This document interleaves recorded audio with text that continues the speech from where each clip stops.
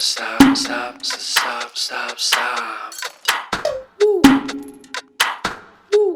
Stop, stop, stop, stop, stop, stop. Stop, stop, stop, stop, stop. Stop, stop, stop, stop, stop, stop. Stop, stop, stop, stop, stop, stop. Okay. L'homme a la dimension de roi, l'homme a la dimension animale, l'homme a la dimension enfant. Vous, femmes, lorsque vous n'êtes pas au parfum de cela, vous aurez tous les problèmes du monde. Oui. Alors prenons une dimension assez flagrante sur la société aujourd'hui, la dimension animale. Quand vous voyez un homme arriver à taper une femme, à lui donner des bleus, vous avez réveillé son instinct animal. Comment? Il vous parle, vous avez déjà dit jusqu'à Z. Parce qu'en réalité, vous n'obtiendrez rien d'un homme au travers de la violence. Je l'ai particulièrement expérimenté. Même si vous avez raison, vous n'obtiendrez jamais rien. Si vous en prenez la violence à dire que je vais te montrer que je connais, ce que je dis est vrai. Pourquoi tu ne veux pas faire? Non. À vous y prendre comme ça, on ne peut pas. Regardez un lion. Quand il vient et qu'on lui fait aussi, qu'on lui donne l'impression qu'on est à même de pouvoir lui rugir dessus également. Oui. Comment est-ce qu'il réagit? Il réagit par la défensive. Et scientifiquement parlant, l'homme est doté d'une hormone qui, lorsqu'elle est challengée, écoutez mesdames, quand vous faites la violence avec l'homme, il ne voit plus une femme devant lui. Hein. Il voit un homme. Et quand il voit un homme, c'est quoi? C'est le choc.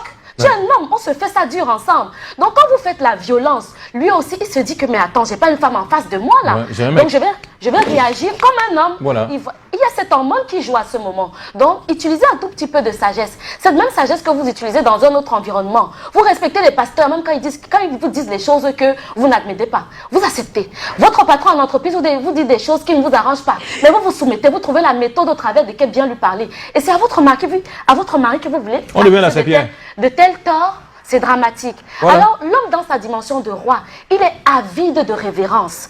Regardez, vous ne pouvez pas aller montrer à un roi que vous pouvez lui donner quelque chose. C'est de la même façon avec un homme à un certain moment. Il attend les honneurs, il attend les éloges. Et j'aime particulièrement un exemple. Il y a une histoire dans les Saintes Écritures de la reine Esther. Elle voulait obtenir quelque chose du roi. Oui. Mais elle n'est pas allée avec ses atouts de reine.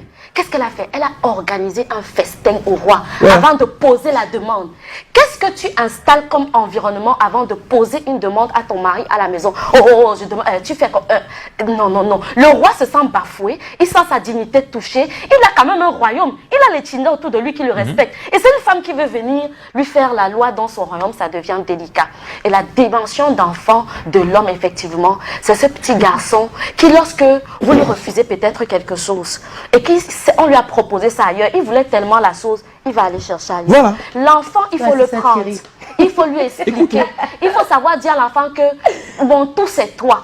Et l'enfant, c'est ça en réalité. Un enfant vient vous demander un bonbon, vous lui dites je te donne pas sans explication.